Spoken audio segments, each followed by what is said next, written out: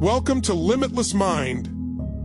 Most people don't lose relationships because they stop loving. They lose them because they believe love was enough. And if you've ever sat in a relationship feeling confused, lonely, or emotionally tired while still loving the person, this message is for you. Stay with me because what you're about to hear may challenge everything you were taught about love. You were told that if you care deeply, if you stay loyal, if you sacrifice, enough things will work out. But no one warned you that love without direction becomes pain, that love without safety becomes fear, and that love without growth becomes a prison. You don't fall out of love, suddenly you slowly disappear inside it. Think about it. How many times have you stayed quiet to keep peace? Lowered your standards to keep connection, or explained your pain hoping one day it would be understood? That's not weakness, that's conditioning. And today we break it, because real love is not about intensity, it's about alignment. It's not about words, it's about actions. It's not about chemistry, it's about emotional safety. And until you understand this, you will keep giving your heart to situations that drain you. If you've ever wondered why love felt heavy instead of healing, stay here till the end, because by the time this video finishes, you will never look at relationships the same way again. First point is, love without values, alignment creates emotional exhaustion. Love without values. Alignment slowly drains your emotional energy even when the feelings are real, because values are the invisible system that decides how you live, how you respond, how you prioritize, and how you treat each other. When two people love each other but stand on different values, the relationship turns into a daily inner conflict. One person believes in growth, the other believes in comfort. One values honesty, the other avoids hard conversations. One values respect, the other normalizes emotional neglect at first. Love tries to cover the gap. You compromise, you adjust, you stay quiet. You tell yourself understanding is love, but over time, that constant adjustment costs you your peace. Emotional exhaustion doesn't come from loving too much. It comes from loving in the wrong environment. When your core values are misaligned, you are forced to explain yourself repeatedly. You feel unseen, unheard, and misunderstood. Even though affection still exists, you begin to feel tired after conversations, drained after interactions, and heavy after silence, because your inner compass is constantly fighting the direction of the relationship. That fight happens quietly inside you until one day you realize you are emotionally worn out without knowing exactly why. Values decide how conflict is handled, how time is spent, how loyalty is defined, and how effort is measured. If one person values emotional availability and the other values independence without responsibility, love becomes imbalanced. If one values commitment and the other values freedom without accountability, love becomes anxiety.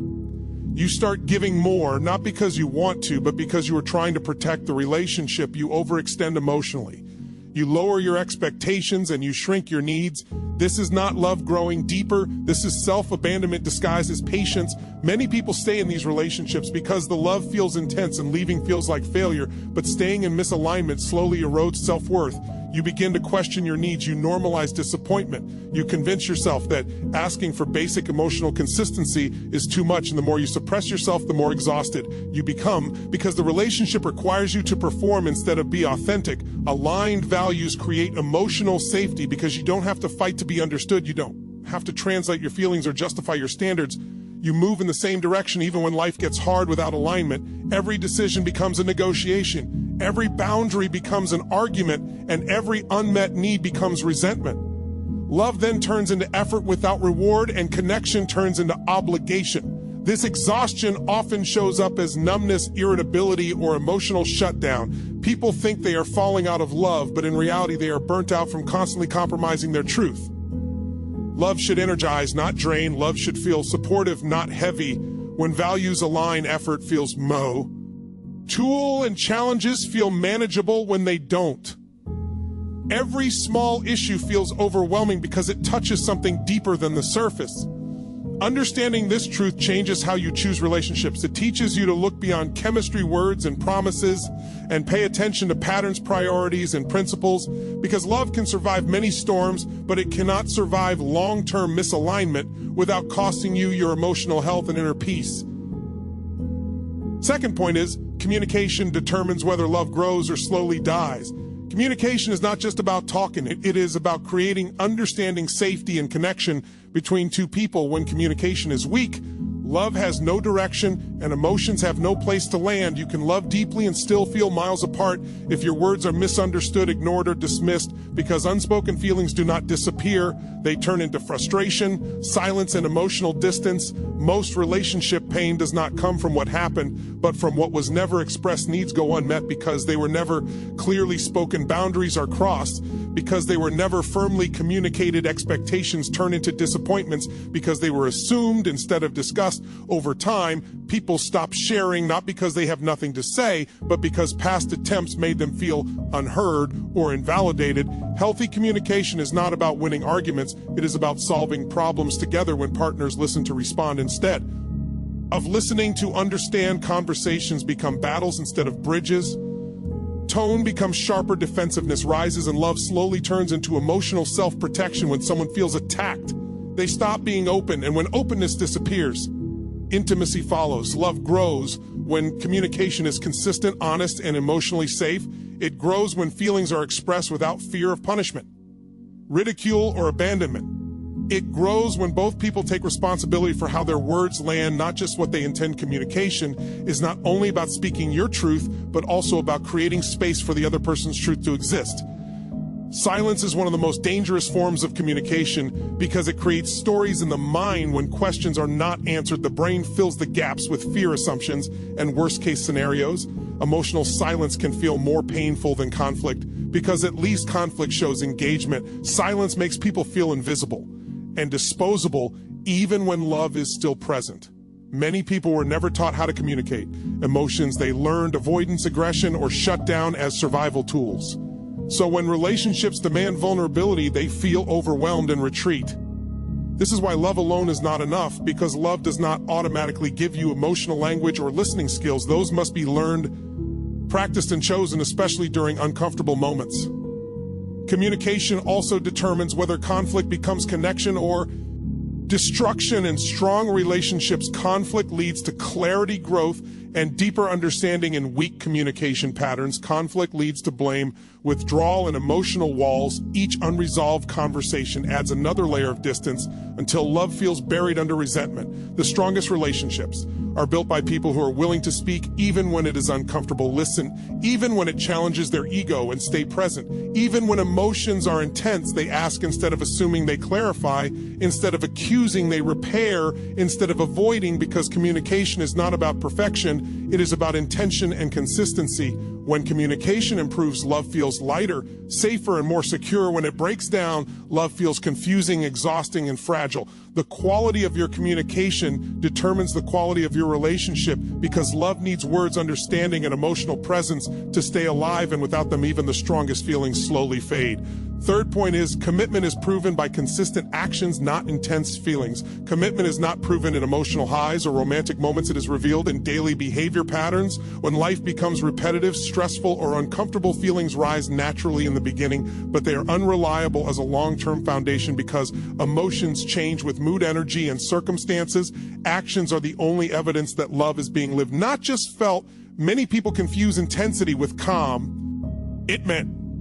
They believe strong attraction, passionate words, and dramatic gestures mean dedication, but intensity can exist without responsibility. Someone can feel deeply and still fail to show up consistently. Commitment is quiet, steady, and sometimes boring, because it chooses responsibility over excitement and reliability over impulse. Real commitment shows up in follow-through. It is seen in keeping promises, even when it is inconvenient, in choosing the relationship during conflict, not running from it, in prioritizing communication instead of avoidance, and repair instead of pride. Words can inspire hope, but repeated actions create trust, and trust is what allows love to feel safe. When actions and words are misaligned, confusion begins. One partner hears reassurance, but experiences neglect. This gap creates emotional insecurity, because the mind starts questioning what is real. Over time, people stop believing what they are told and start trusting only what they experience. This is how disappointment grows, even when love is spoken daily.